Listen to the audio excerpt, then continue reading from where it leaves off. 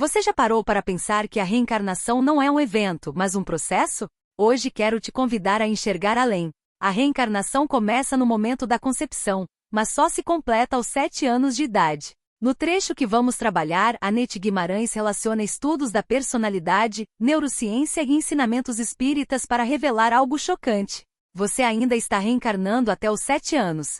Se você acredita que carne, tempo e memória bastam para explicar quem somos, reveja isso agora. A partir desse ponto, vamos dar voz à alma que, aos poucos, cimenta sua presença no corpo e na vida. Fique comigo, esse conhecimento pode mudar como você lida com bebês, crianças e até seus próprios traumas. Comente e compartilhe. Quem precisa desse despertar hoje? É um tema interessante, porque apesar dele ser muito veiculado, muitas pessoas falam sobre reencarnação, mas normalmente, quando se aborda esse tema, se fala a respeito da reencarnação como a explicação para as injustiças sociais, o motivo de nós vivenciarmos uma série de problemas familiares. Normalmente, a reencarnação serve como explicação para acontecimentos da vida. Mas a reencarnação tem alguma finalidade prática? Afeta o nosso dia a dia? A maneira com que nós lidamos com os nossos relacionamentos? Saber como a reencarnação funciona muda alguma coisa no nosso dia a dia? Ou ela só serve mesmo para explicar as antipatias e simpatias e acontecimentos do passado? Então, a primeira vez que nós falamos um assunto, a gente chegou a falar reencarnação. A reencarnação, a gente já sabe tudo de reencarnação. Bom, o que a gente sabe de reencarnação realmente? E essa abordagem surgiu quando estávamos assistindo a uma aula de psiquiatria. E o professor, ele falava a respeito de como preencher uma guia de internação. Então, na época, ele descrevia que uma guia de internação psiquiátrica, ela tem uma série de lacunas que você tem que preencher, são uma série de campos. É mais complicado do que outras áreas. E ele estava dizendo como é importante você preencher corretamente, porque a vida de um paciente psiquiátrico depende bastante dessa ficha. Até porque, muitas vezes, quando ele chega, ele não é capaz de descrever o seu estado. Então, ele estava lá explicando como preencher a guia. E, numa determinada lacuna, ele dizia como preencher, por exemplo, o grau de transtorno mental. Ele dizia, então, que existem 4 graus de transtorno mental. Grau 1 é o considerado de alta gravidade. São aqueles casos em que é necessário a internação hospitalar. Os de grau de média a alta gravidade, grau 2, são aqueles que necessitam de medicação para a manutenção da sua estabilidade, porém a internação é eventual. O de grau 3 é considerado aqueles de média a baixa gravidade, são aqueles que precisam de medicação para estabilização dos sintomas, mas não têm indicação de internação. E o grau 4, que é considerado de baixa gravidade, em que não é necessária medicação, a não ser episodicamente o eventual, e não há nenhuma indicação de internação. E ele estava, então, dizendo a divisão, como seria, e como reconhecer essa divisão e como preencher corretamente. Então, ele dizia, alta gravidade. São aqueles casos, como exemplo, oligofrenia, hebefrenia, a esquizofrenia paranoica, que são aqueles em que o paciente é uma ameaça para si mesmo e para a sociedade. Daí a necessidade da internação. São os pacientes descompensados. Normalmente, em muitos casos, a internação realmente é a solução. Os de grau 2 são a esquizofrenia clássica. Nós temos alguns casos de psicoses em que a pessoa, sob a medicação, ela mantém uma estabilidade. Mas, eventualmente, a medicação falha. Por um transtorno de natureza gástrica, por exemplo, ou quando o paciente não utiliza a medicação corretamente, ele surta. Então, é um paciente estável que, episodicamente, pode surtar um momento em que a medicação perca o seu efeito ou, de alguma maneira, ele não tem acesso à medicação. E como reconhecer? Os de grau 3 são aqueles em que a medicação é indicada para a estabilização dos sintomas. Porém, não há nenhuma indicação de internação, porque eles não estão em surto. É o transtorno obsessivo-compulsivo, alguns casos de depressão, então, transtorno bipolar. Então, são alguns transtornos em que a medicação é importante para a estabilização, mas não há indicação de internação.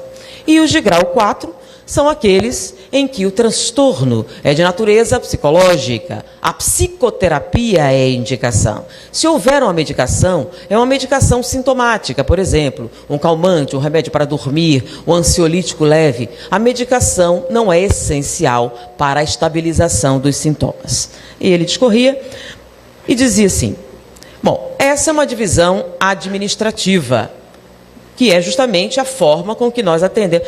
Peraí, professor, é uma divisão somente administrativa? Tem alguma fundamentação científica para essa diferença? Por que existe essas gradações? Não, a divisão é administrativa, é para nós usarmos no dia a dia, porém existe sim uma fundamentação científica e está ligada à origem do transtorno. Como assim? E ele começou a discorrer a respeito do desenvolvimento da personalidade. Como é que a personalidade se desenvolve? E ele disse, nós temos algumas fases importantes do desenvolvimento. A fase mais importante é aquela que vai de 0 a 6 meses de idade, que é a primeira fase do desenvolvimento, que é a fase em que você forma o chamado eu. E ele vai de 0 a 6 meses. O que é o eu? É a noção que você tem de si mesmo, como um indivíduo. E ele acontece de 0 a 6 meses. Inclusive, você pode perceber o momento em que a criança descobre o eu. Para aqueles que têm bebês, ou conviveram com bebês, ou têm acesso a bebês, vocês vão notar que tem um momento em que o bebê descobre a própria mão. E ele começa a brincar com a mão. Ele estava assim, de repente, ele faz isso e começa a rir. Ele mexe a mão, mexe, e ele descobre que é ele que faz isso. Até aquele momento, ele não tinha uma noção de individualidade. E aí ele começa, de propósito, a mexer, e ele dá risada ao descobrir que essa intenção produz um resultado. Não é algo fora dele, é algo dentro dele. E aí ele começa a brincar, levar a mão, pegar móveis, pegar coisas, intencionalmente. E o engraçado é que ele ri. Alguém já viu a criança brincando com a própria mãozinha? Ela brinca com o pé, brinca com a mão, e ela sacode da risada. Por quê? Ela está descobrindo que é ela que faz o movimento. Esse momento é o momento em que ele se identifica com o eu. Na verdade, é uma estrutura neurológica. Ele desenvolve a área correspondente, ela entra em atividade e ele começa a desenvolver a sua identidade. É a base da personalidade.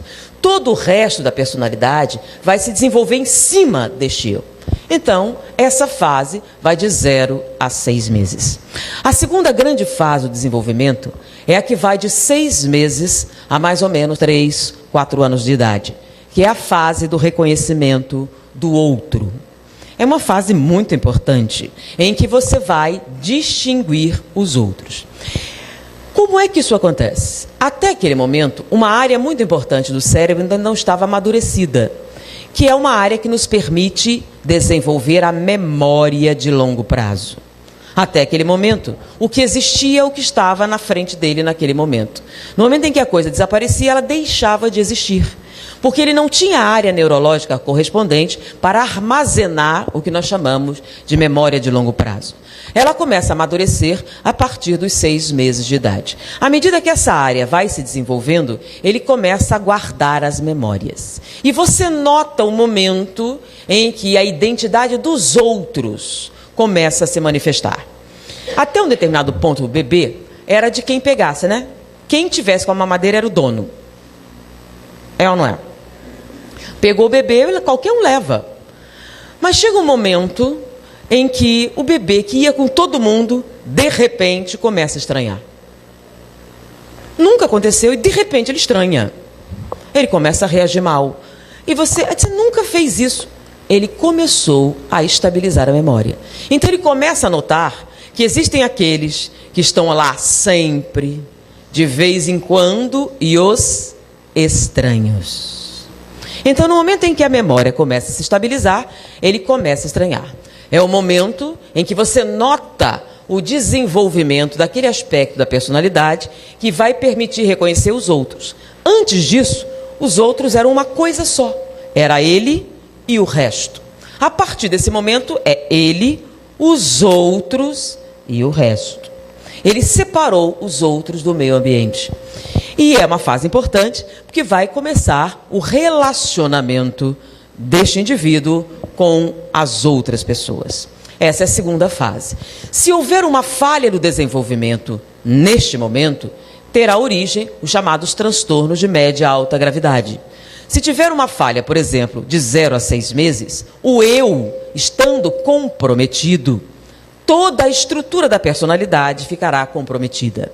Então, se houver uma falha no desenvolvimento nessa fase, dará origem aos chamados transtornos de alta gravidade, que é a desagregação total da personalidade, que nós conhecemos como insanidade. A incapacidade total de relacionar-se com a realidade ou com a sociedade ao seu redor. Após os 4 anos de idade, você entra numa outra fase do desenvolvimento. É a fase do desenvolvimento dos relacionamentos afetivos motivacionais. É quando você vai estabelecer gradações diferentes de emoção entre aqueles outros que você reconheceu. Essa fase é uma fase de equilíbrio químico. Porque uma coisa que se descobriu sobre o cérebro é que o cérebro utiliza 2 linguagens. Até antes da década de 90, se acreditava que a linguagem cerebral era eletricidade. Que a eletricidade é que definia os chamados impulsos nervosos. Então, quando o cérebro se comunicava, ele se comunicava através de impulsos elétricos. E durante muito tempo se acreditava que era assim que funcionava. Nossos pensamentos, nossos sentimentos, tudo aquilo que havia no nosso interior se manifestava no cérebro através da eletricidade. Com o desenvolvimento das pesquisas, descobriu-se que não. A linguagem do cérebro é dupla. Enquanto que os processos chamados objetivos, a observação da realidade, os sentidos, são impulsos elétricos, descobriram que as emoções e os sentimentos não são. Eles são de natureza química. Então o cérebro tem uma dupla linguagem. Ela é elétrica e ela é química. Por exemplo, vamos dar um exemplo. Você está vendo esse carro vermelho com roda de liga leve, isso e aquilo? Quando você está olhando algo, reconhecendo algo, então você reconhece o automóvel, a cor, a forma, tudo isso é eletricidade. São impulsos elétricos que estão sendo veiculados. Mas no momento que eu pergunto, e aí, gostou do carro? Gostei, mas prefiro azul. Já não é eletricidade, é química. Então, esses processos emocionais, eles não acontecem no caminho dos neurônios, acontecem nas sinapses. E nas sinapses, essa química se manifesta no que nós chamamos humor ou emoções. Então, se você gostou ou não gostou do carro, é natureza química. Se você prefere uma cor ou outra cor, é natureza química. O reconhecimento da cor e o significado dela é elétrico. Mas o seu desejo, a sua hierarquia, o que é melhor, o que é pior, são de natureza química. E essa natureza química começa a se estabilizar de 4 a 7 anos de idade. E como é que funciona isso? Você começa a desenvolver relações afetivas com os outros. Então, aqueles outros que você reconheceu a partir dos 6 meses, nesse momento começam a tomar uma nova feição. Existem aqueles outros que eu amo, existem aqueles outros que eu gosto, existem aqueles outros pelos quais sou indiferente, e existem aqueles de quem eu não gosto. Então, essas gradações de relação são de natureza química. Então, qualquer falha no desenvolvimento, que vai do período de 4 a 7 anos de idade, dará origem aos chamados desequilíbrios de natureza química, que causarão transtornos emocionais. Como não são transtornos estruturais, você não vai vivenciar o que nós chamamos de surtos. Então, a internação não é o tratamento indicado. São desequilíbrios de natureza química, como, por exemplo, o transtorno bipolar, depressão, o transtorno obsessivo-compulsivo e alguns transtornos chamados transtornos da emoção. E muitos deles podem ser tratados através de medicamentos que equilibrem essa química cerebral. Após os 7 anos de idade, o cérebro está estabilizado. A estrutura neuronal está pronta, a estrutura química está estabilizada, ou seja, sua personalidade existe e é estável. E agora você vai usá-la no seu dia a dia. Você vai então se relacionar com as pessoas. Se você tiver problemas neste relacionamento, um desenvolvimento traumático, uma série de vivências, você pode ter o que nós chamamos então de transtornos que não são estruturais nem químicos. São aqueles que são chamados psicológicos. Não é um transtorno de estrutura, é um transtorno de uso. Por isso, a medicação não é a indicação terapêutica. Porque você não tem um transtorno estrutural, você não tem um transtorno químico, qualquer tipo de fármaco é mais prejudicial do que positivo. Nesse caso, a terapia será uma terapia de natureza psicológica, psicoterápica, porque o seu problema é não com a formação da personalidade, sim com o uso da personalidade. E essas são as fases do desenvolvimento. E ele descreveu, e é uma coisa conhecida, porém, o que nos chamou a atenção não foram as fases do desenvolvimento, e sim a coincidência das faixas etárias. Porque naquele momento nós estávamos estudando André Luiz. E houve uma coincidência. Quando ele falou 0 a 6 meses, 6 meses a 4 anos, 4 a 7 anos, nos chamou a atenção. Porque essa coincidência com algumas colocações de André Luiz. Vamos rememorar André Luiz, né? Tem um determinado momento em que fala-se sobre a reencarnação. E eles dizem que a reencarnação se inicia na concepção. Tá? Quando a gente lê o Livro dos Espíritos, fala que a reencarnação acontece na concepção. No momento em que o óvulo e o espermatozoide se unem, a reencarnação acontece. E na mente ficou que reencarnou. Nesse momento, em André Luiz, é que você ouve uma coisa diferente. Ele diz que você não reencarnou naquele momento. A reencarnação começa na concepção. Mas a reencarnação física só termina aos 7 anos. Então, quer dizer, você não reencarnou, você está reencarnando. Então, a reencarnação não é uma coisa que acontece, ela é um desenvolvimento. E aí ele faz esse comentário, que a reencarnação física acontece, termina aos 7 anos. Aos 7 anos você está reencarnado. Quer dizer, com 6 meses você não estava reencarnado, estava reencarnando.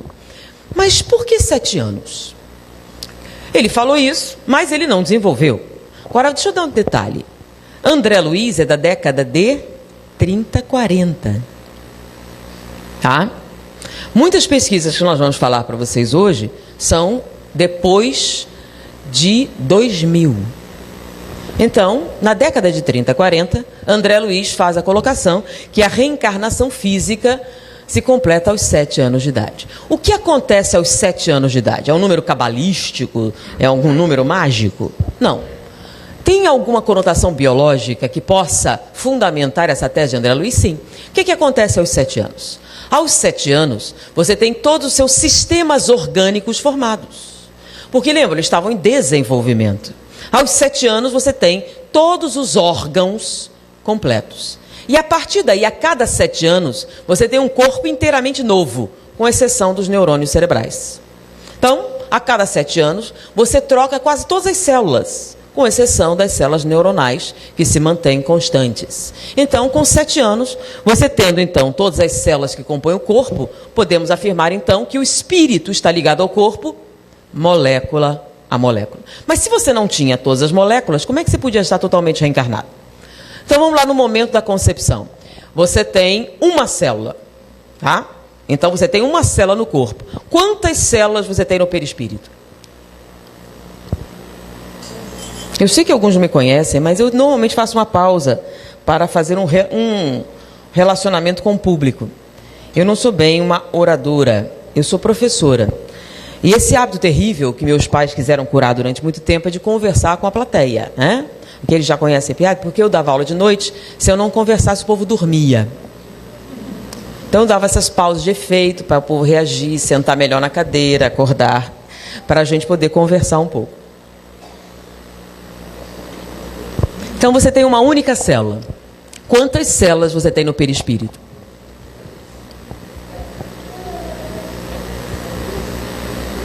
Querem chutar? Trilhões. Né? Você tem trilhões de células no perispírito e uma célula no corpo. Ou seja, você está mais encarnado ou mais desencarnado? Você está muito mais para lá do que para cá, correto? Aí, essa célula se divide em duas, de 2 em 4, numa progressão geométrica. Uma semana depois, você tem o quê? Umas centenas de células. Mas ainda existem trilhões do lado de lá. Então, com uma semana você está reencarnado? Não. Na verdade, qual seria a aparência, né? Seria o quê? Você olhando esse montinho, você vê o quê? Gosma. Né? Nem aparência não tem. Então, normalmente, se você tivesse reencarnado e essa fosse sua aparência, um médium vidente, estou vendo uma gosma ao seu redor, é um espírito reencarnante. Algum médium fica vendo gosma ao redor das pessoas? Se vê, estão vendo uma coisa esquisita aí, não sei, não vai dizer que é reencarnação. Primeiro, não tem nem aparência. E você nem confirmou essa reencarnação.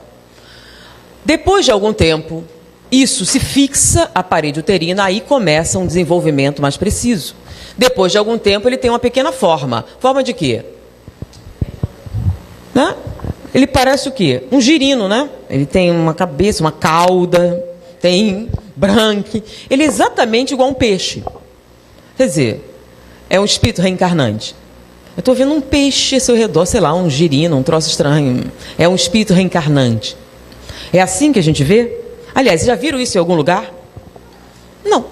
Não há nenhum comentário sobre gosmas ao redor de mulheres que vão ter neném, nem embriões, peixes, nada disso. Normalmente, quando se fala a respeito de reencarnação, o que é que você vê? Um espírito adulto. Normalmente. Porque quando ele está fora do corpo, ele tem aparência de gosma? Não. Quando ele sai do corpo, qual é a aparência dele? Vamos lá. Por que seria assim? É uma coisa que está dizendo? Vamos ver se tem alguma lógica nisso, né? Para você ter alguma forma, você tem que pensar sobre isso, certo? Tá? Quando você está fora do corpo, qual é o cérebro que você usa? Quando o neném nasce, ele é mais lento, né? Tá, vamos lá. Você agora, saindo do corpo, qual é a sua aparência? Então, se eu sair do corpo, qual seria a minha aparência? Adulta, né? E se a minha aparência é a mesma que eu tenho aqui, que cérebro eu vou usar? Esse. Eu vou pensar usando o quê? A mesma estrutura. O conteúdo também. Ele pode até aumentar, dependendo do meu grau evolutivo, mas eu vou usar o quê? A minha estrutura. Se eu vou reencarnar, então eu morri, saí do corpo, sou eu aqui. Eu vou reencarnar. Tem algumas células. Quando eu saio do corpo, que cérebro eu vou usar? O meu antigo, esse aqui. Afinal, esse aqui não tem um. Então, eu ainda vou manter a minha forma o quê? Original. E não o que está acontecendo ali. Afinal, eu estou presa no corpo por algumas poucas células. Bom, aí vai a evolução, a embriogênese vai se desenvolvendo, até que o neném nasce. O neném nasceu. Quanto tempo um recém-nascido passa acordado? Pô, é mais fácil dizer quanto dormindo, né? Das 24 horas do dia, ele passa mais ou menos 4 horas acordado. Isso dividido, ele mama e dorme. Então, ele passa mais tempo onde? Fora do corpo do que no corpo. Quando ele sai do corpo, ele sai como bebê recém-nascido? Primeiro, o recém-nascido não fixa o olhar, então ele não enxerga bem. Ele não escuta bem. Ele não se relaciona com o meio bem. Por quê? Por que você está dizendo isso? Tem algum motivo? Tem. Lembra que o cérebro dele não está totalmente formado? Então, as áreas correspondentes aos nossos sentidos não estão totalmente formadas. Então, ele não pode se relacionar com o meio. Então, teoricamente, ele não se relaciona com o meio. Então, quando ele sai do corpo, ele mantém o quê? A sua independência como um adulto. Tá? À medida que o bebê começa a crescer, ele vai ficando cada vez mais tempo acordado e o cérebro está se desenvolvendo. Vocês já ouviram aquela história de botar Mozart para o bebê ouvir? Lembra? Já ouviram isso? Por quê? Para quê? Para acalmar? É para isso? Então, por que a gente bota Mozart para o bebê ouvir? Para desenvolver. Ouviram essa? Não, tinha que botar Mozart, porque quando o bebê ouve Mozart, o que acontece? Os neurônios se multiplicam. Então é para estimular o bebê, né? Para os neurônios se multiplicarem. Então eles falam para você botar essa música até mais ou menos 4 anos. Por quê? Porque os neurônios só se multiplicam até 4 anos de idade. Com 4 anos, a sua estrutura neuronal está estabilizada. Você vai desenvolver outras coisas, mas os neurônios deixam de se multiplicar. Peraí, olha só. Olha que coincidência. Então, o André Luiz fala dos 7 anos. Aí, os 4 anos, o que tem mais? Tem um outro momento de André Luiz muito interessante.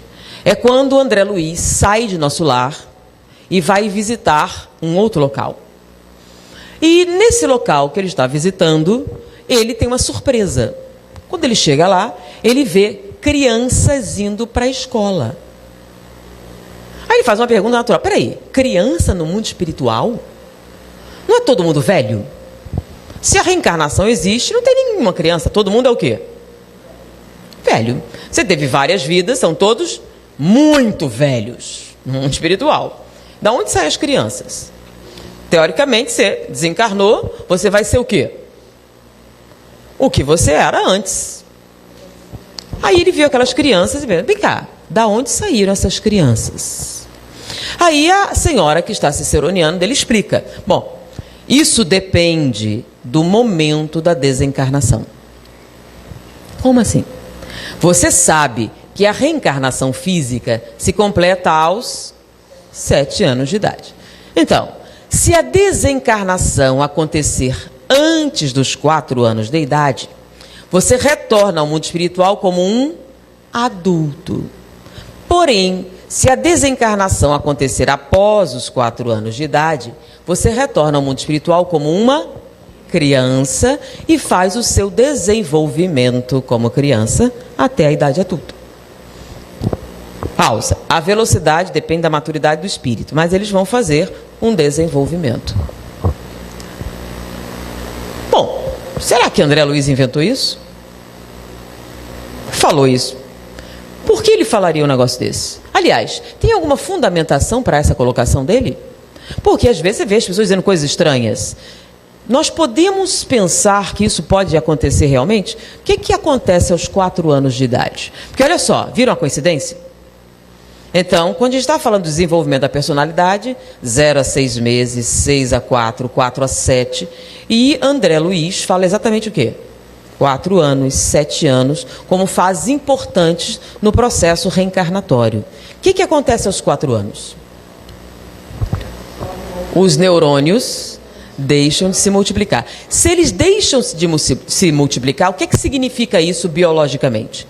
Que o cérebro está totalmente formado. Se ele está totalmente formado e a partir dos 4 anos a criança fica acordada mais tempo, e aí nesse momento em que está tudo formado, ele começa uma intensa atividade neuronal, as exigências cerebrais são o quê?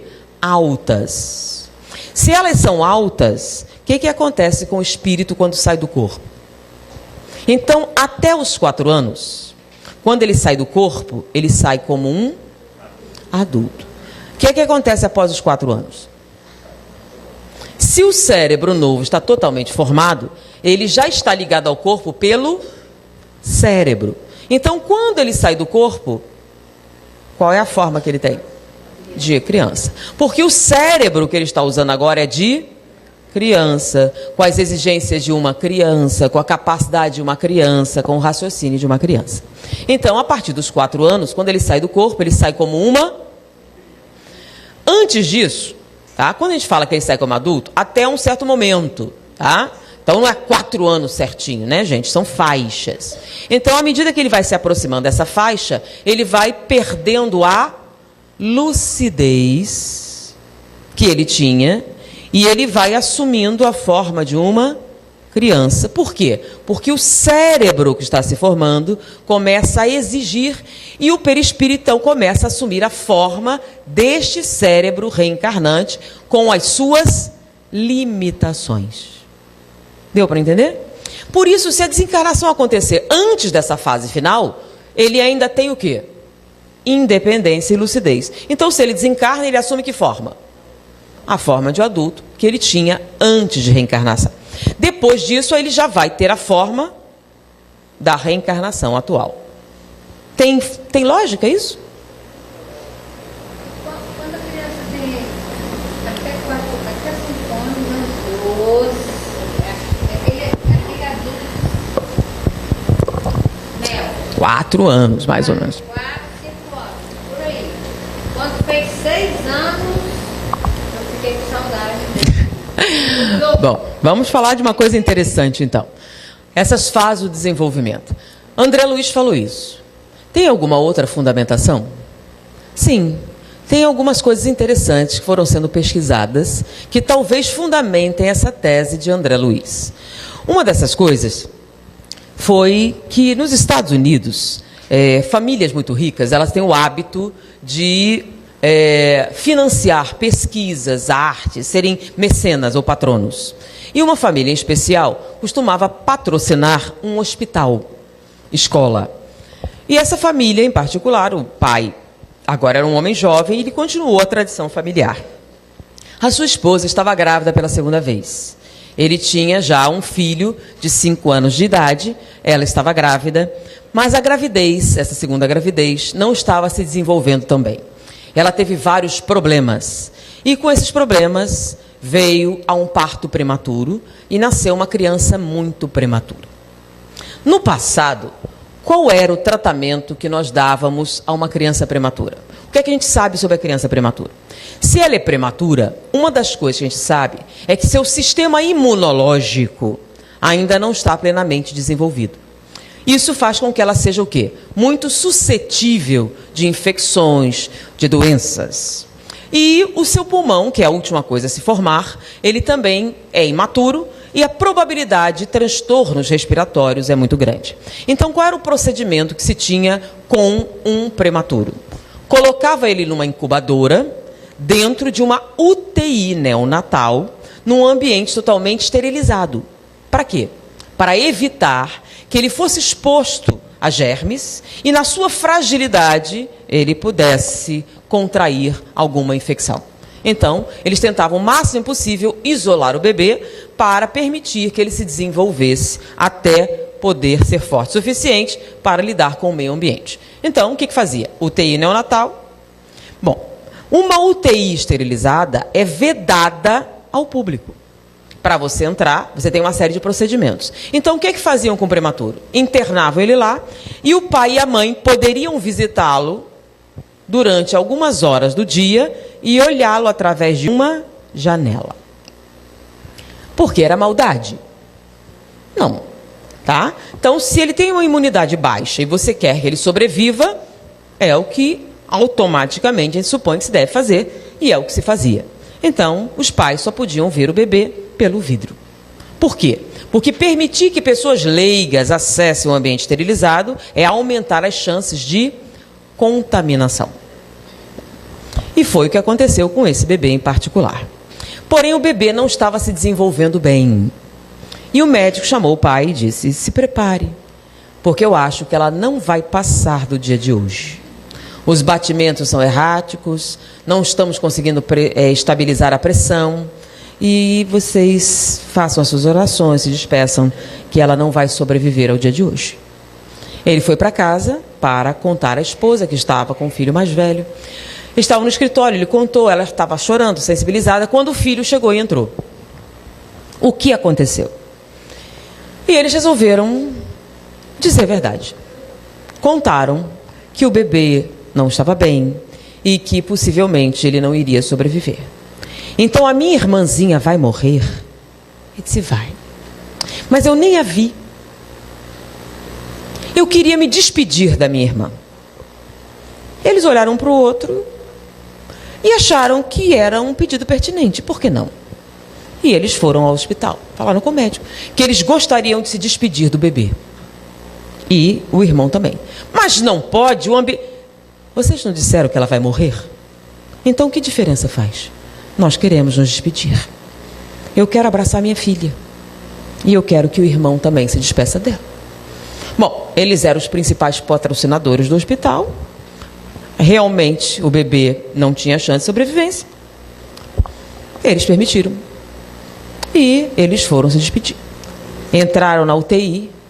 A criança aproximou-se da incubadora. Pôs assim, oi, raio de sol. E começou a cantar uma musiquinha. Que ele cantava para a barriga da mãe. Quando disseram que a sua irmã estava ali dentro. E raio de sol, o apelido que ele tinha posto. Quando a criança falou, o bebê reagiu. Os batimentos subiram e a pressão arterial se estabilizou. Os médicos vieram e voltem ao meio-dia. Ele saiu. Ao meio-dia eles voltaram. No momento em que a criança entrou e disse, oi, raio de sol, voltei, o bebê reagiu. Os batimentos subiram e a pressão arterial se estabilizou. Se voltem à noite. Não preciso dizer que eles alugaram o apartamento ao lado do hospital, passaram a frequentar aquela UTI todo o tempo, a criança sobreviveu, saiu da UTI e se tornou uma jovem, hoje adulta, que Divaldo conheceu, por isso a gente sabe a história. E aí, esse casal, que era realmente muito rico, passou a financiar especificamente pesquisas envolvendo o atendimento a prematuros. E desses investimentos surgiram algumas pesquisas que os senhores devem conhecer. Já ouviram falar dos bebês canguru? O que é o bebê canguru? Eles descobriram que afastar o recém-nascido da mãe é mais prejudicial do que expô-lo à contaminação. Por quê? Quando se afastava o bebê da mãe para protegê-lo da contaminação, o nível de cortisol no sangue dele subia muito. O que é cortisol? Cortisol é um hormônio que nós produzimos quando estamos sob estresse. O que é que significa? Que o bebê, longe da mãe, ficava estressado. Porém, ele não estava sem ninguém. Haviam enfermeiras que amavam bebês, enfermeiras carinhosas, etc. Mas não serve qualquer mulher. O bebê só se acalmava na presença da mãe.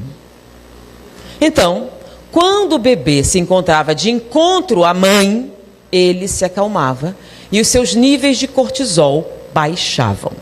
E qual a importância do cortisol? Uma coisa que nós já sabemos é quanto maior a quantidade de cortisol circulante, menor a eficácia do sistema imunológico.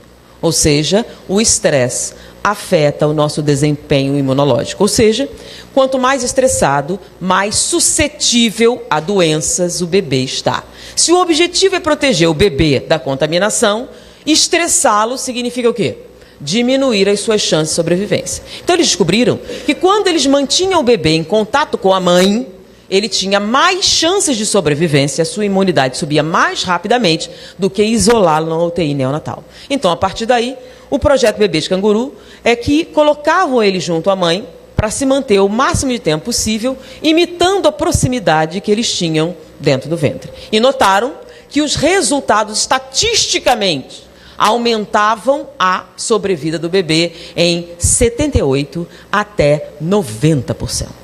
Ou seja, descobriram que o contato com a mãe é imprescindível para o bem-estar do prematuro. Isso foi o que a medicina descobriu na prática, estatística e no desenvolvimento. Não serve qualquer mulher, só a mãe. Bom, pausa. Eu tenho que dizer para vocês que a biologia não concorda com isso. E eles têm toda a razão. Como assim?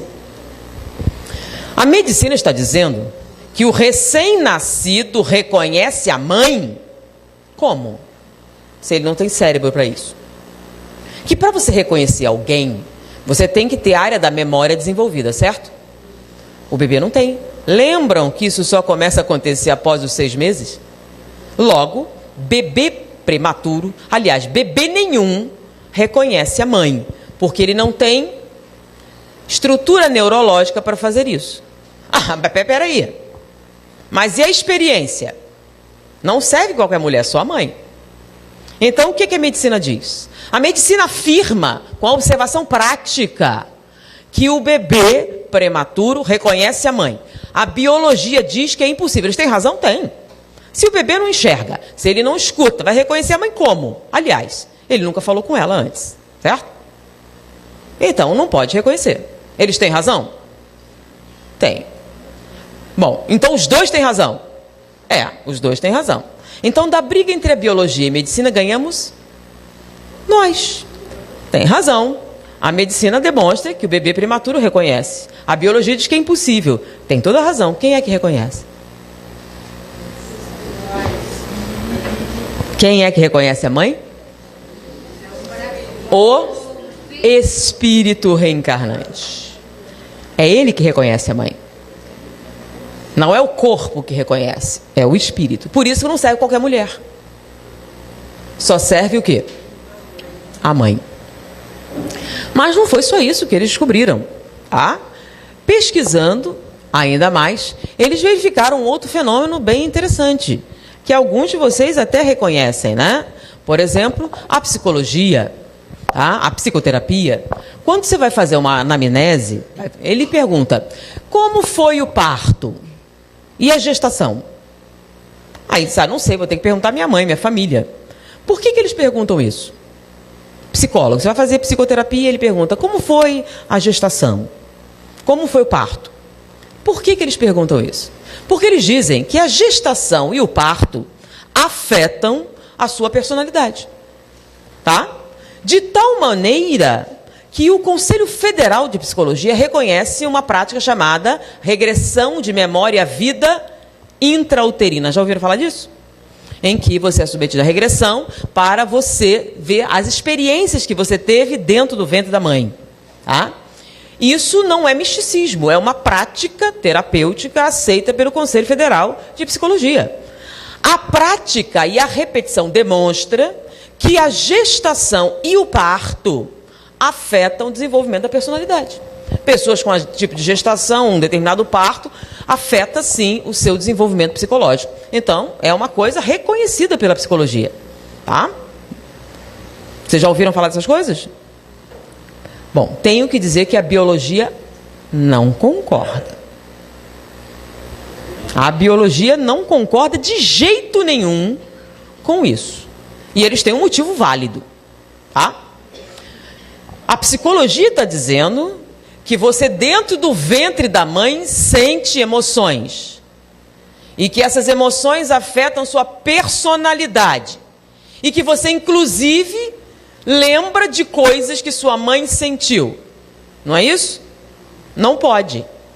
Que bebê na barriga da mãe não enxerga, não escuta, não tem nem as áreas cerebrais para fazer isso. Quanto mais para entender qualquer coisa que exista. Afinal, o cérebro não está nem desenvolvido. Então, como é que ele vai lembrar o que sua mãe sentiu, se o cérebro para fazer isso ele ainda não tem? Como é que ele vai escutar o que a mãe disse se não tem os ouvidos prontos para isso? Como é que ele vai guardar uma lembrança qualquer da sua mãe se o hipocampo não está nem formado? Não tem nem lugar para ele guardar nada. Eles têm razão? Tem toda a razão. Fisicamente, é impossível você lembrar de qualquer coisa no ventre da mãe. Ainda mais conversa que você teve com seu pai. Tá? É totalmente, fisicamente impossível qualquer lembrança, guardar qualquer emoção. Ou seja, gestação e parto não podem de maneira nenhuma afetar a sua personalidade, uma vez que você não tem uma personalidade. Nem pode ter, porque não tem lugar para guardar. Eles têm toda a razão. Tem lógica? Tem. Porém, o que é que a psicologia demonstra? Não interessa você dizer que é impossível. O fato é que acontece. O fato é que você lembra. O fato é que afeta. Então, o fato é que isso acontece. Então, se acontece, você diz que é impossível, tem que ter uma outra explicação. Então, da briga entre a psicologia e a biologia, ganhamos nós, certo? Então, essas memórias existem? Tanto existe que você pode acessar. Essas experiências afetam sua personalidade? Tanto afeta que hoje em dia é algo reconhecido. Bom, a biologia tem razão? Tem razão. Fisicamente, não dá. Então, se fisicamente não dá, mas a memória existe, de onde ela vem? Então, tem que haver uma outra explicação, além da física, para essas memórias, para essas lembranças, para essas experiências. Então, nós já temos duas brechas na ciência para o reconhecimento de alguma coisa que seja extrafísica. Porque os fatos são que essas coisas acontecem. Então, bebês não reconhecem sua mãe, inclusive pai, às vezes avós. Elas reagem positivamente quando reconhecem a voz do pai. A biologia diz que não pode. Mas vamos lá. Acontece ou não acontece? Quem aqui já teve experiência de falar com um recém-nascido? E ele reagir? Quantas mães? Você conversa. Quando o pai fala, ele fica quieto. Como é que pode? Mas acontece. Então, já são duas brechas para essa tese de André Luiz. Talvez tenha alguma fundamentação. Mas não é só isso, tem outra coisa interessante. Esse comentário que ela estava fazendo sobre a maturidade. A década de 60, logo depois da década de 50, um surto nos Estados Unidos é a coisa de testes de QI. O que é teste de QI? Coeficiente de inteligência. A década de 60 foi o auge dessa coisa de teste de QI. Todo mundo falava sobre gênio. Foi logo depois, então, teve o fim da guerra, Einstein, quando finalmente todo mundo reconheceu o trabalho dos grandes cientistas, então essa coisa de gênio ficou no ar. E foram desenvolvidos, então, os chamados testes de QI. O que é um teste de QI? É um teste para medir o coeficiente intelectual. Então, você fazia uma série de testes e isso, em cima da idade, demonstrava se você estava acima da média ou dentro da média. Aqueles que estavam acima das expectativas eram considerados superdotados. E todo mundo queria um superdotado. Ter um superdotado estava na moda. Todo mundo queria um Einstein, um Max Planck, um cara desse. E, quando os testes saíram, todo mundo queria testar. Mal a criança começava a falar, aplicava um teste de QI. Tá? E aí aconteceu um fenômeno interessante. Vários superdotados começaram a aparecer. Fazia o teste e as crianças davam aquelas respostas fora do comum, superdotado. Em cima desses testes, eles começaram então a desenvolver programas para superdotados. Já que seu bebê é superdotado, a gente não pode desperdiçar. Então eles começaram a criar programas para desenvolver esses superdotados. E aí foi que os problemas começaram a acontecer. Com o passar do tempo, eles notaram que muitos testes davam algo chamado falso positivo. Quanto mais cedo você fazia o teste na criança, maior a probabilidade de falso positivo. Aí o que acontecia? Você pegava uma criança normal, colocava sobre ela exigências além da expectativa, o que gerava respostas traumáticas, porque ela não conseguia atender às expectativas de um supergênio, porque eram crianças normais. Então eles verificaram que quanto mais jovem você fazia o teste, maior a quantidade de falso positivo. Esses falsos positivos só se estabilizavam quando você fazia os testes 7 anos de idade. Então, hoje em dia, só se aplica teste de QI numa criança depois de 6 anos de idade. Por quê? Porque verificou-se que se você faz antes, a probabilidade de falso positivo era muito grande. Então, quando você fazia teste de QI numa criança de 2, 3 anos, a chance de erro aumenta exponencialmente. Então, há uma média de 30% de erro. O que é isso? É que se você fizer um teste numa criança de 3 anos, há uma chance de 30 para 1 de dar falso positivo. Ah, é? É. Por quê? Quer dizer que a criança fica burra depois? Por que deu positivo? Então ela respondeu o teste melhor e depois piora. Ela emburrece com a idade? Não. Os neurologistas deram a seguinte explicação. Não, é o seguinte, o falso positivo é que essa fase que vai de 2 a 4 anos, acontece aquele fenômeno da hipermultiplicação de neurônios. Então a explicação que eles deram é que o falso positivo é causado pelo quê? Pela quantidade de multiplicação de neurônios, pela hiperatividade neuronal. Então, quando os neurônios estão em franca multiplicação, as respostas são mais rápidas, mais eficientes. Mas no momento em que estabiliza, fica normal, ou seja, emburrece. Os pedagogos têm outra explicação, mais plausível. Eles dizem o seguinte, é que a criança com menos de 4 anos tem uma convivência muito grande com adultos. E ela fica imitando os adultos, né? Ela só está convivendo com adultos e ela começa então a imitar comportamento, fala, etc. Depois dos 4, ela começa a conviver com outras crianças, né? Vai para a creche, vai para maternal. E aí ela começa a conviver com crianças da sua idade e emburrece. Então você está dizendo que ela é um papagaio, né? Mas peraí, se eu fizer um teste com um papagaio da Gênio? Pensa nisso, a explicação que eles deram é essa. A criança fica convivendo com o adulto, fica repetindo. Peraí, quem repete é o quê? Papagaio, correto? Se eu fizer um teste com um papagaio, um teste de QI com um papagaio da Gênio? Não. Então o teste de QI não mede o quê? Uma cópia. Ele mede o quê? Raciocínio, respostas cognitivas. Ele não está medindo o seu vocabulário, tá? Não. Então essa explicação não convence. Convence? Não. Tem que ter outra explicação. Por que dá falso positivo? O que acontece que a criança emburrece? Porque se caiu o desempenho, o que significa? Que ela era melhor e diminuiu com a idade? A verdade é que eles não explicam muito bem. Mas não sei se já notaram, você pega uma criança de 2 anos, e ela diz certas coisas, ela tem certas posições bastante definidas, inusitadas. Elas parecem tão adultas. É ou não é? Algumas parecem muito mais velhas do que são. Quem já conviveu com isso? E depois ela... Quem já teve essa experiência? 2 anos e meio, 3, fala os negócios assim, bem fora do normal.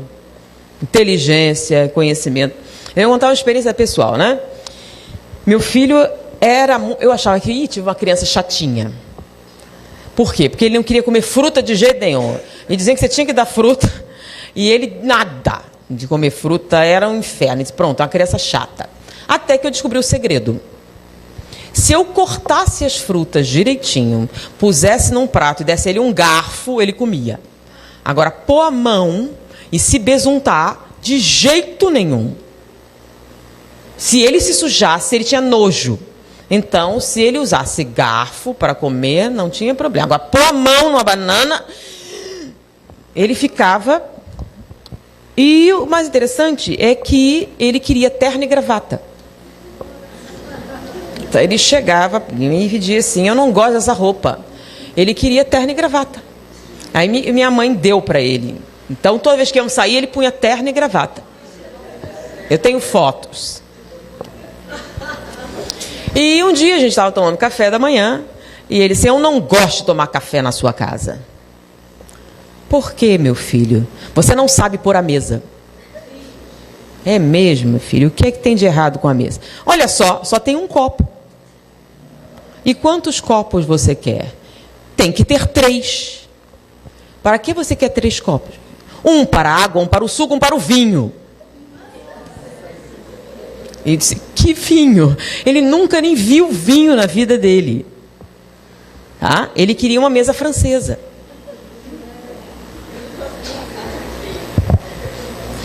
Ele não se sujava. Ele não ia à praia para pôr o pé na areia. Ele tinha nojo.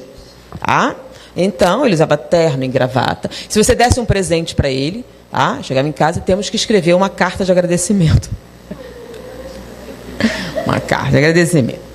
E eu pensei assim, pô, esse aí não tem trabalho nenhum, né? Ele não se sujava, não estragava nada. Era sempre assim. Eu pensei, pronto, esse dá trabalho. Ter filho assim é mole, né? Dá para ter 10. Porém, após os 5 anos, ele virou um porquinho igual a todos os outros. Ele agora tem 17. Vai oferecer uma camisa social para ele, vai dizer, o quê? De jeito nenhum. Mas eu tenho as fotos dele. Tá? Sair de terno e gravata. Num calor no Rio de Janeiro, mas ele de terno e gravata, direitinho. Tá? E da onde vem isso? Quem ensinou? E foi assim. Porém, desaparece tudo em torno de 5 anos de idade, mesmo, não suja igual, você nem nota uma coisa dessa. Tem vários fatores. Eu, quando eu tinha 2 anos, eu andei. Naquela época, eu andava, 2 anos era deficiente. Com 3 anos, eu falei a primeira frase. Então, eu era burra, deficiente mental mesmo. Até minha tia falava, essa filha da Belmira não é normal. Eu fiz faculdade, estou aqui falando, sou fonoaudióloga, fundei a PAI, sou deficiente. Pois é, olha só, eu vou contar uma história interessante para vocês, né? Kim Wang-won. Ele é coreano. E um dia, o pai dele estava no trabalho e recebeu um telefonema histérico da mãe. O bebê estava com 6 meses e ela, uma mulher histérica, dizendo, o Kim falou comigo, o Kim falou comigo. Aí ele, calma, é estresse.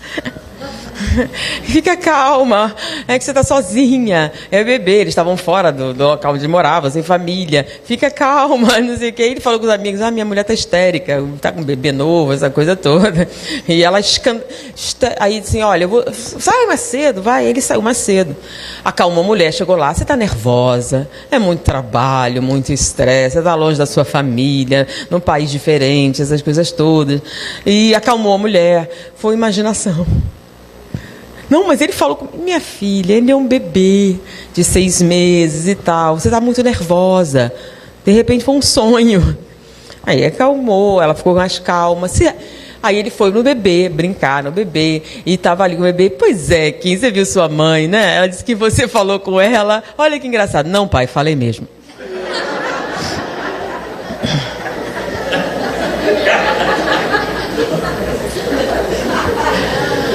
Com 6 meses, Kim Wang-won começou a falar perfeitamente bem. Com 1 ano e 2 meses, ele falava 6 idiomas. Um grande grupo de cientistas foi estudar. Ele é considerado o maior QI já nascido. Agora ele perdeu, tem agora um outro maior. Mas durante muito tempo, ele foi o maior QI já medido na Terra. Kim Wang-won. Então, com 1 ano e 2 meses, 6 idiomas. Ele sabia matemática, ele sabia música, ele sabia uma série de coisas, tá? Não precisa acreditar em mim, eu entro no Google, tá? Dá uma olhada no Google, que você vê, Kim Wang-won. Tem até a fotografia dele. E qual a explicação dessas coisas? 6 vezes. Isso aí é de hoje. Então, é muito comum acontecer, então, esses falsos positivos. As explicações do neurologista não convencem muito. A dos pedagogos, menos ainda. O fato é que acontece. Porém, para ilustrar ainda mais essa tese, André Luiz, vamos falar sobre a experiência da doutora Ellen Van Bach. A doutora Ellen Van Bach era uma psicoterapeuta infantil. Ela era canadense, radicou-se nos Estados Unidos.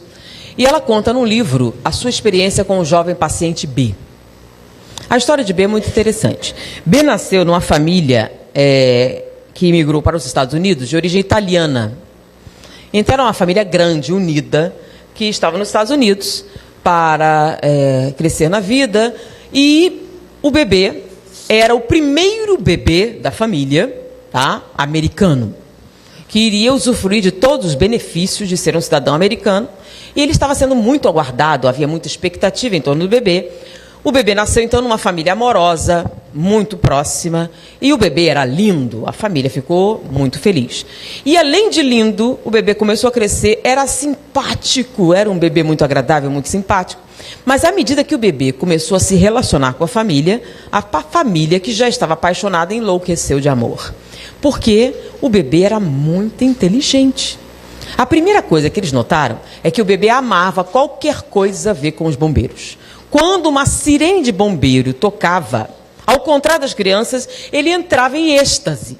Aí eles descobriram que se dessem para eles brinquedos relacionados aos bombeiros, era a felicidade completa. Então o quarto era de motivo de bombeiro, ele tinha caminhão de bombeiro, boneco de bombeiro, roupa de bombeiro, tudo sobre bombeiros. E quando ele começou a falar, impressionava. Porque quando alguém chegava, alguém novo, a primeira coisa que ele perguntava: a sua casa tem prevenção contra incêndios? E ele começava a falar sobre a importância da prevenção dos incêndios. Ele sabia tudo sobre os bombeiros, a hierarquia dos bombeiros. E quando alguém dizia que ia acampar ou ia passear na floresta: você sabe o perigo dos incêndios florestais? E ele começava a falar do grande perigo dos incêndios florestais, dos procedimentos que deveria ter na floresta, os cuidados. E o que ele queria ser? Bombeiro. E as pessoas começaram a se impressionar, porque ele tinha pouco mais de 1 ano e já tinha todo esse conhecimento, esse vocabulário. O que eles imediatamente perceberam? É um gênio. Então, quando a família percebeu que B era um gênio, resolveu que ele deveria ter direito à melhor educação. Reunir os recursos todos da família para propiciar a B um teste de QI numa escola especial para superdotados. Ele foi levado à escola e o teste foi realizado, e não preciso responder que foi excepcional. Totalmente fora dos padrões. B era um gênio. E como gênio, ele teve acesso a uma escola para superdotados. A família reuniu todos os recursos para que ele tivesse, então, a melhor educação. E ele foi para a escola de superdotados e foi um sucesso. Os professores diziam que era incrível, os resultados foram maravilhosos e a família estava totalmente feliz. Quando o B estava com 2 anos e meio, a mãe foi chamada na escola. Disse: mãe, tem algum problema em casa? Não, é que B tem tido um comportamento assim. Como assim? Ele tem se negado a participar das atividades e quando a gente fala com ele, ele diz que está triste demais para participar. Aconteceu algo? Não que eu saiba. Ela perguntou: o que houve, B? Está tudo bem? Não, está tudo bem. Passou um tempo, ela foi chamada novamente. Mãe, nós estamos preocupados. Ele tem se recusado a participar das atividades, tem sido um comportamento recorrente e agora ele se recusa a comer. Tem algum problema em casa? Ela ficou preocupada. Chegou para B, começou a apertá-lo. O que está acontecendo, B? Alguém está maltratando você? É um colega? É um professor? E começou: não é nada. Mas os professores insistiram: alguma coisa está errada. Ele não está bem. Então a mãe realmente chegou, botou ele contra a parede: você vai me contar qual o problema. Sabe, mãe, eu sou B, seu filho. Mas eu também sou Mark, capitão dos bombeiros da cidade de Nova York. E eu estou com muita saudade da minha esposa e dos meus filhos. Aí a mãe riu. Todo mundo na família conhecia o bombeiro Mark. Todos os bonecos de bombeiro que ele tinha eram o bombeiro Mark, o bombeiro herói que salvava as crianças. As milhares de histórias que ele contava do bombeiro Mark, era um personagem que toda a família conhecia. Aí ela foi falar com a professora: professora, eu já entendi a história. E contou que havia um personagem chamado Mark, que era um bombeiro e que tinha... Aí contou tudo e era muito conhecido da família e tal, todo mundo sabia. É isso. Pois é, mas não pode. Já está prejudicando, a gente tem que controlar isso.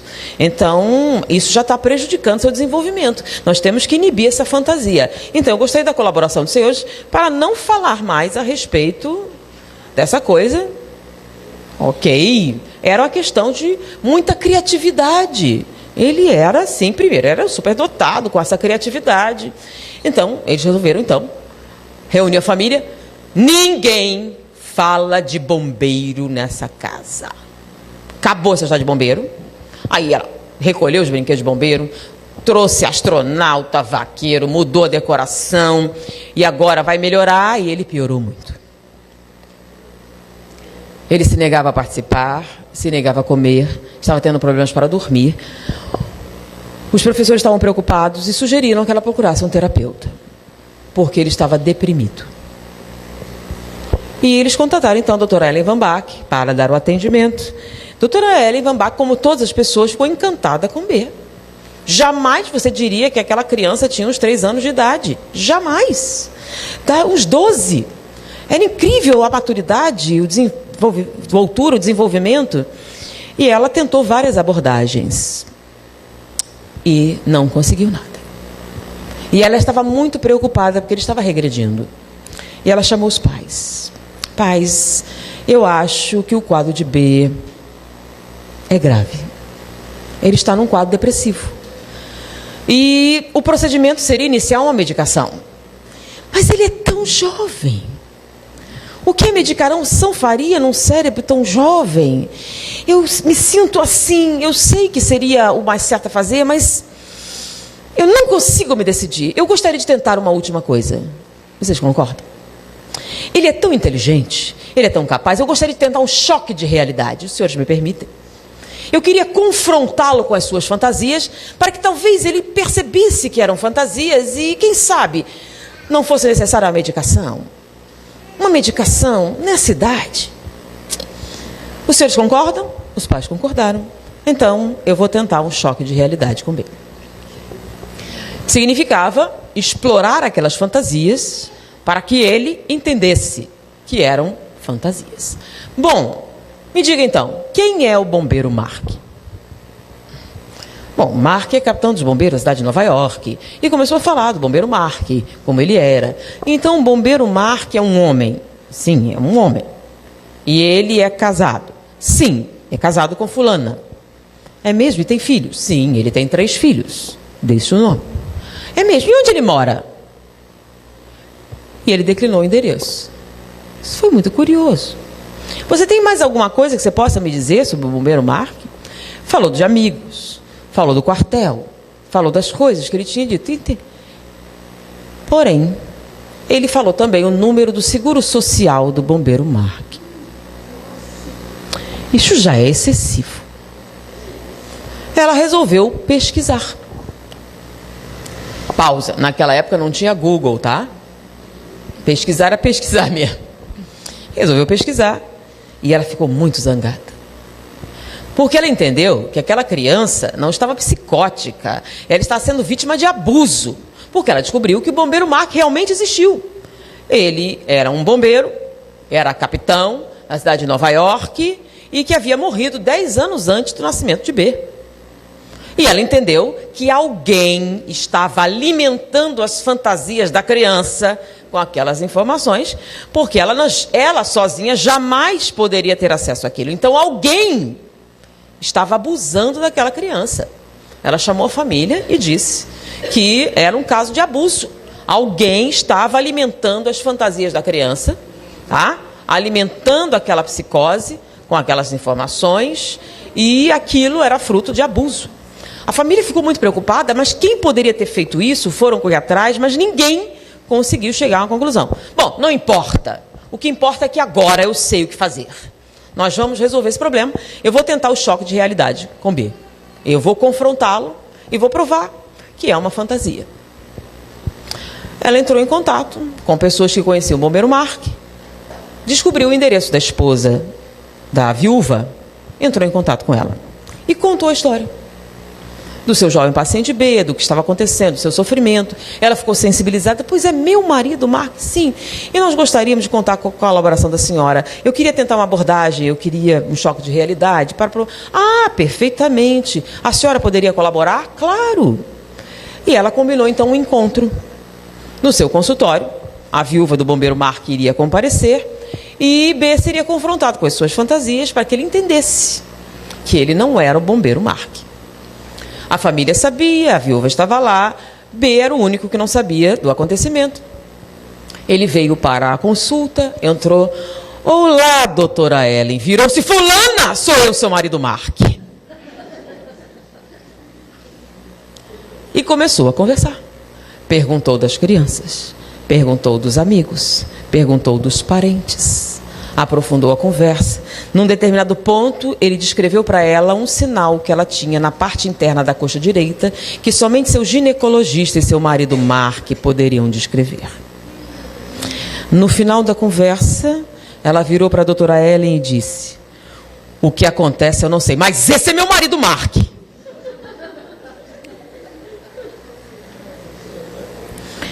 As coisas não saíram como a doutora Ellen esperava.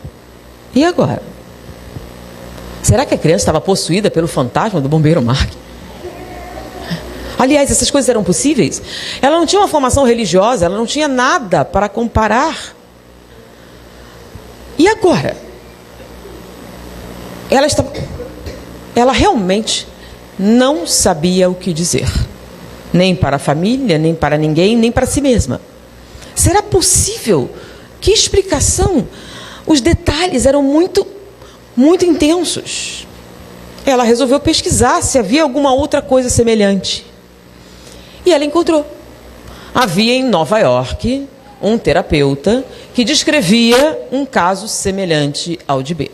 Ela entrou em contato com ele para trocar impressões. E contou então no caso de B. Ah, eu reconheço. É a síndrome da hiperatividade neuronal.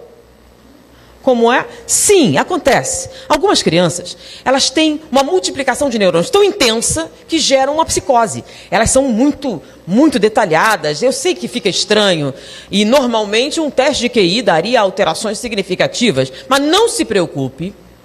Não dê medicação. Que quando ele ficar mais velho, some totalmente sem deixar vestígio. Então não faça nada. Que isso desaparece. É a síndrome da hiperatividade neuronal. Quando o cérebro estabilizar, a psicose passa e ele vai ficar perfeitamente normal. Não faça nada. Ignore as fantasias, ignore tudo, peça para os familiares não se tocarem no assunto, que isso vai desaparecer. É só uma fase.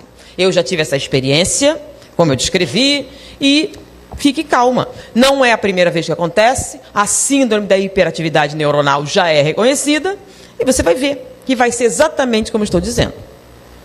Ela conversou com a família, falou a respeito do caso, eles conversaram com um especialista e, passado algum tempo, realmente, depois daquele encontro, B se acalmou, saiu do quadro depressivo, mas à medida que B crescia, o tempo passava, cada vez menos ele falava do bombeiro Mark. Cada vez menos pedia para falar com a viúva, e quando B tinha 4 anos e meio, ele não tinha a menor lembrança do bombeiro Mark e também não era um gênio. Era uma criança perfeitamente normal. A doutora Ellen conta isso no livro, dizendo que foi aquilo que fez com que ela mudasse a sua carreira. Ela não conseguiu se conformar com aquela explicação e resolveu pesquisar esse fenômeno. E ela topou com a explicação da reencarnação. Ela entrou em contato com outros pesquisadores, conheceu o trabalho do Dr. Banerjee, Dr. Morris Nesserton, Dr. Ian Stevenson. E ela mesma, então, abandonou a clínica infantil e começou a pesquisar o fenômeno da reencarnação. Desenvolveu uma metodologia própria e fez uma das pesquisas mais significativas da área. Na verdade, eu considero uma das principais, que demonstra a existência da reencarnação. Ela transcreve a sua experiência em alguns livros, recordando vida, onde ela conta a experiência. Um outro livro que diz a metodologia que ela usou. E num desses livros ela conta a história de B, que foi aquilo que fez com que a sua carreira tivesse um outro rumo. Mas o que nos interessa é a faixa etária em que isso costuma acontecer. Entre 2 e 4 anos de idade. Peraí, é muita coincidência, não é? Será que André Luiz tem razão? Que existe fundamentação suficiente para a sua colocação sobre a reencarnação? E qual seria a consequência desse conhecimento? Então, vamos traduzir isso. Significa, então, que o espírito começa a reencarnação no momento, essa reencarnação é progressiva, tá? A fase crucial é em torno de 4 anos e se completa aos 7? Será que essas informações foram suficientes para fundamentar isso? E quais as consequências no nosso dia a dia desse tipo de aceitação? É simples. Vamos imaginar um divórcio litigioso. O que é um divórcio litigioso? Brigas de parte a parte, ou não é? Vara de família, juiz, etc. E uma das coisas que pais em litígio descobrem é que não podem dizer certas coisas na frente das crianças, porque elas vão e repetem na frente do juiz. Não? Você fala, ela vai e conta. Aí depois de um tempo você percebe que não pode dizer coisas na frente das crianças. Aí diz, é para não traumatizar. Não, para não ter testemunhas. Né? Então, por exemplo, se você chegar para o seu filho de 5 anos e disser, eu te odeio, você é um peso para mim, o que ele vai entender? Mamãe está nervosa hoje, né? Ele vai entender exatamente o que significa? A nuance emocional, o significado? Não. Ele vai perceber isso exatamente como uma criança de 5 anos. Ok, a gente não faz isso para a criança de 5 anos. Mas e um bebê de 2 meses? Tem problema? Porque bebê não vai lembrar.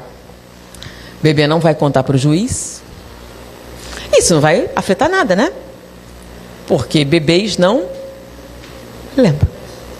Então, o que significa dizer para o seu bebê de 2 meses? Eu te odeio. Você é um peso para mim. Algo equivalente a você ter sofrido um acidente, estar numa CTI hospitalar, não poder falar, não poder se expressar. E a enfermeira designada para tomar conta de você diz algo semelhante e você não pode reagir. Qual a sua sensação? Aparentemente você está cego, mudo e incapaz. Para todos, aparentemente, você está morto, não é? Mas não está. Você escuta, você entende, mas não pode falar. Qual a sensação? Como você se sentiria nessa situação? Agora, imagine que essa enfermeira é sua própria mãe. Quais os seus sentimentos? Só que existe um pequeno problema. Tá? Isso que eu estou falando para você aconteceu quantas vezes? A pessoa aparentemente em coma e que ouvia tudo ao seu redor.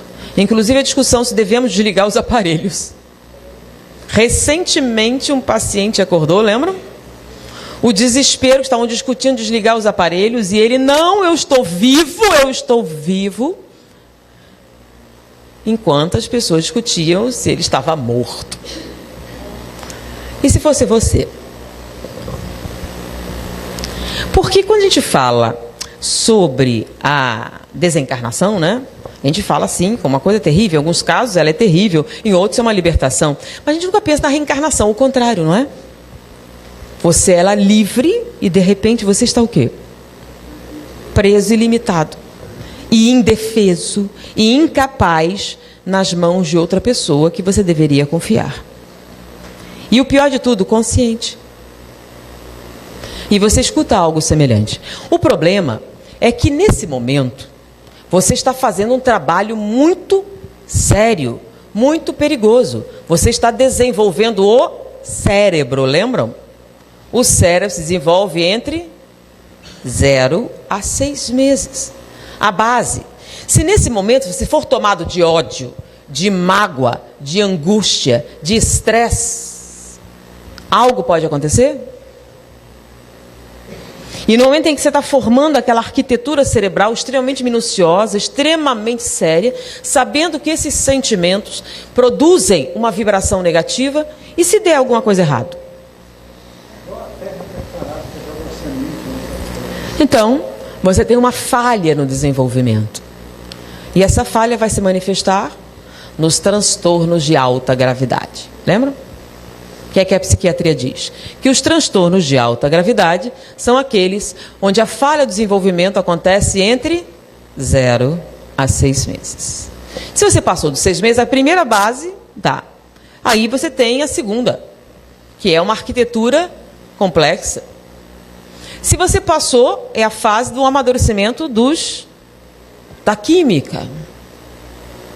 Então, reconhecer a mecânica da reencarnação afeta a nossa vida prática? Muda a maneira com que nós deveríamos nos comportar? Lança uma nova luz sobre o nosso relacionamento com os nossos filhos? Com o bebê na barriga, com o recém-nascido, tá? Então a verdade é que certas coisas que você diz para uma criança talvez não afetem tanto quanto as coisas que você diz para um bebê. Porque ao contrário do que você imagina, um bebê entende perfeitamente bem. Mas o problema é que ele guarda, mas quando ele acorda é um bebê. Então os sentimentos se tornam totalmente inconscientes. Então o que você vai vivenciar são as reações. É o caso que Divaldo conta. Ele estava numa palestra quando uma jovem se aproximou dele para agradecer. Seu Divaldo, finalmente eu entendi meu problema. A sua palestra sobre a reencarnação me explicou tudo. Eu entendi. A minha filha é um inimigo do passado. Porque, seu Divaldo, ela me odeia desde que nasceu. Ela nasceu e ela me rejeita. Nunca aceitou mamar em mim. Ela aceitava qualquer pessoa, seu Divaldo, menos eu. Se eu tentar pegá-la, ela grita, enlouquece. Qualquer pessoa pode pegar meu bebê, menos eu. Ela hoje está com 3 anos e nunca me chamou de mãe. Quando ela se refere a mim, se refere àquela mulher. Eu entendi o que o senhor explicou, é um inimigo do passado, mas seu Divaldo, o que é que eu posso fazer? Porque se ela é minha inimiga, eu não sou dela. Eu a amo, seu Divaldo, muito. O que é que eu posso fazer para mudar isso? O que é que eu posso fazer para convencê-la de que eu não sou mais a sua inimiga? Que eu a amo. É sincero, o senhor pode ver. Se ela me odeia por alguma razão, eu não sinto assim. O que é que o senhor pode me dizer para me ajudar? Ele ficou sensibilizado e disse que ia fazer uma consulta ao mundo espiritual. E ela retornou num outro encontro. Ele disse, olha, ao contrário do que eu imaginava, a resposta não foi a que a gente esperava. Eles disseram que não é um inimigo espiritual. Que o problema é do presente. Como assim? Ela só tem 3 anos. Sim, algo aconteceu no presente. Que não é uma inimizade do passado. Algo aconteceu no parto. É uma lesão cerebral? Não. Alguma coisa aconteceu. E a inimizade se origina aí. Mas nada aconteceu, disse. Eu estou dando a informação espiritual. Não são inimigos do passado. Ela saiu. Ele estava ainda em roteiro pela região, ela voltou. Esse é meu marido, meus sogros, meus pais. Nós conversamos a respeito. Nada aconteceu, o parto foi tranquilo, meu marido estava comigo, minha mãe também. O médico era amigo da família, nós perguntamos. O parto foi tranquilo, o bebê estava ótimo, tudo se desenvolveu muito bem. Para o primeiro filho foi algo assim muito simples. O que pode ter acontecido que tenha causado isso? E eles revisaram tudo, não consigo entender. O que pode causar algo assim? Aconteceu no momento do nascimento. Meu marido estava comigo, aconteceu alguma coisa? Não. Foi rápido, o parto foi bem rápido. O médico amigo da família estava ali, aceitava as dores, foi até bem. O bebê nasceu, ele pegou, levantou e disse, é uma menina. E nesse momento você... Eu disse, que pena. O problema é que ela estava ao seu lado e ela ouviu. Se você não me quer, eu não quero você também, nunca mais. O problema é que um adulto entende isso. Mas no momento que está no corpo, é uma reação visceral. É uma coisa animal. Não é como você explicar. Mas espera aí, foi um equívoco, eu não quis dizer. Não é a mim. Não é que eu não... Não é a mim. Mas o que... Ela. Se eu explicar... Não. Ela acordada, não vai entender. É uma criança de 3 anos. Quando ela dormir, converse com ela. Explique para o adulto que estava lá o que aconteceu. e vamos ver. Porque quando ela acorda, o que é que você vai argumentar com uma criança de 3 anos? O que é que você vai explicar? O que é que ela vai te dizer? É uma rejeição que é o quê? Visceral, animal. É uma ojeriza que não tem uma explicação, uma fundamentação de natureza psicológica. Porque, na verdade, elas não lembram da biologia. Nem cérebro, nem lembrança. Não há nada concreto que possa fazer o quê? Fundamentar essa rejeição. Mas ela existe. E é forte. Mas não é inteligível. Então ela fez, a criança dormia e ela explicou: não é que eu não te quisesse, eu te queria muito, mas disseram que era um menino, eu fiz um quarto azul, mas você vê, eu troquei toda a decoração, só para você, porque eu te quero muito, porque eu te amo, olha só. E começou a falar com ela, que não é que ela não te quisesse, foi um engano. Eu te amo muito, eu te quero tanto, olha os detalhes, as roupas, os vestidos, tudo. E ela começou, noite após noite, ela botava a criança para dormir e falava, longo tempo, sobre os seus sentimentos, sobre o que tinha acontecido, tá? Que ela não tinha mágoa, ela entendeu, mas ela amava profundamente. E durante todas as noites, ao longo de 6 meses, ela conversou. Um dia, ela estava na cozinha e a criança levantou, entrou na cozinha. Mãe. Foi um choque. Era a primeira vez que ela chamava de mãe. Sonhei com você. Você dizia que me amava, é verdade? Ela não pôde falar. E abraçou a filha pela primeira vez em 3 anos e meio. Ou seja, conhecer a mecânica da reencarnação afeta a nossa vida prática? Imagine se, conhecendo isso, quantas crianças adotadas como bebês, que tecnicamente não deveriam ter trauma porque não vivenciaram nada, mesmo assim desenvolvem alterações, que a gente chama de síndrome do bebê adotado. Ah? Por quê? E se nós pudéssemos desfazer, conversando com o bebê, explicando as mudanças, os acontecimentos, quantas vezes nós nos descuidamos e deixamos determinadas situações passarem? Você está dizendo então que o responsável pelo transtorno é o pai? Não. Não. Porque pensem bem, tá?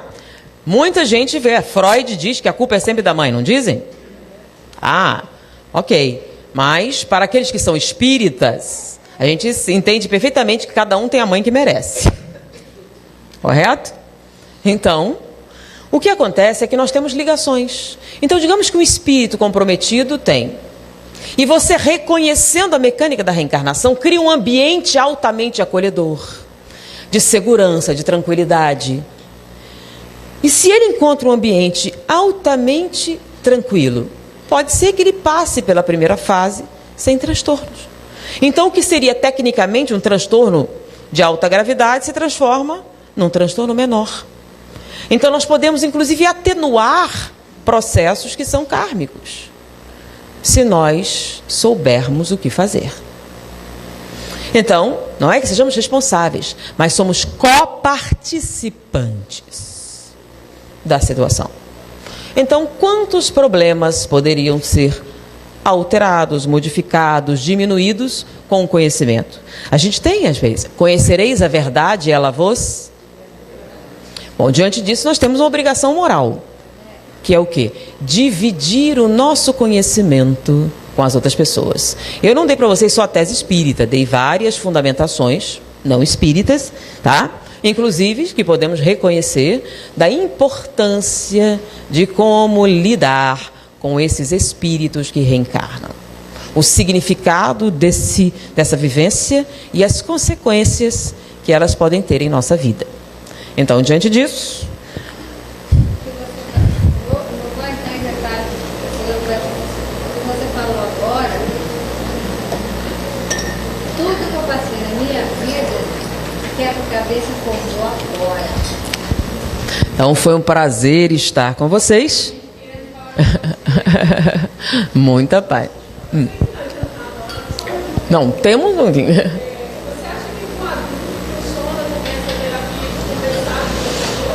Não. Por quê? Você é um adulto. Qual a diferença se é à noite ou acordado? Sim. E continua sendo o quê? O seu cérebro, as suas memórias, as suas lembranças. A diferença da criança é o seguinte: você pode conversar com uma criança de 3 anos? Pedir para ela explicar por que ela se sente assim? O que ela vai dizer a você? Porque ela tem uma explicação. Então, vou lá. Você foi adotada. Sua família é ótima, você nunca teve nenhum problema e você se sente rejeitada. De onde vem? Se eu perguntar para você com 3 anos, por quê? O que você vai dizer? Aliás, você pode explicar que se sente rejeitada? Não, você não sabe. Você não sabe. Você sente alguma coisa que você não sabe o que é, não sabe de onde veio, não sabe nem expressar verbalmente, tá? Mas fora do corpo você sabe?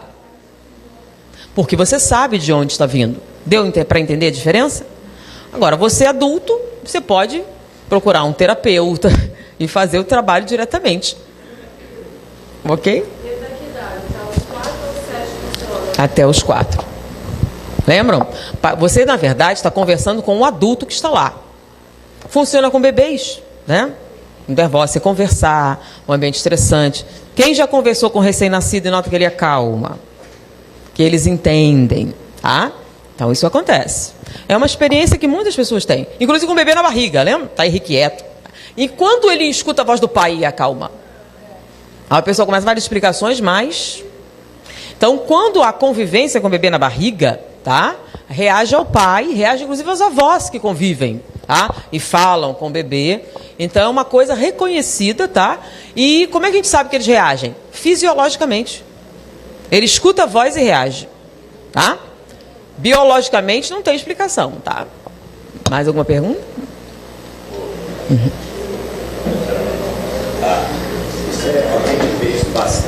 A gente vê bastante. Tinha aquela menina que hoje trabalha no SBT, ela trabalhava no Raul Gil, ela tinha 2 anos, eu esqueci o nome dela agora. Era super inteligente, até, né, 3 anos, 2 anos lá, Silvio Santos contratou ela depois dos 5. Hoje a Marisa é uma criança normal. Isso é muito comum, a gente tem essa experiência bastante. Não é acima da hiperatividade neuronal, não, tá? Mais alguma dúvida? Alguém gostaria? Então, gente, foi um prazer estar com vocês. E eu peço que dividam a informação com os jovens casais. Mas eu não tenho mais bebês, tenho netos. Que divida a importância dessa primeira fase, dessa segunda fase, da importância de preparar-se bem para receber os reencarnantes. Foi um prazer estar com vocês. Muita paz. Este vídeo termina com um convite poderoso. Resgate seu reencarnar consciente. Se reencontrar com as fases da infância, 0 a 6 meses, 6 meses a 4 anos, 4 a 7 anos, é abrir a porta para a cura que atravessa séculos. A partir dos 7 anos você já está encarnado, mas todo o processo anterior moldou sua alma, suas dores sutis. Permita-se sentir compaixão pelo bebê que você foi, olhar para os traumas dessa construção espiritual como partes sagradas. E mais, trate quem está começando essa jornada, bebês, crianças, com todo o respeito, acolhimento e consciência dessas vidas em formação. Se essa revelação tocou você, compartilhe, desperte outros com esse olhar novo. Deixe nos comentários. Qual fase da reencarnação você sente que ficou ferida ou não compreendida? Inscreva-se, ative o sininho, que possamos caminhar no autoconhecimento e no amor consciente. Que a luz da verdade te abrace sempre.